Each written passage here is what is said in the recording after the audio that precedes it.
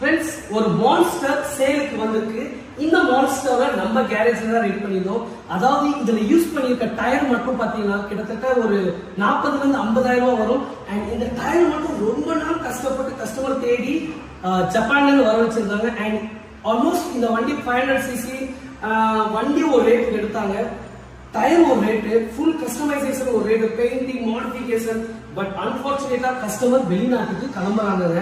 So இந்த வண்டி இப்போ நான் வீடியோ காட்டுறதுல இப்போ ஓபன் பண்ணியே காட்டுறேன். அண்ட் இந்த வண்டியோட ரேட் எக்ஸ்பெக்டட் கஸ்டமர் தான் சொல்றேன். சோ ஃபர்ஸ்ட் இந்த வண்டியை பாருங்க. One of the monster which is modified from Madras biker.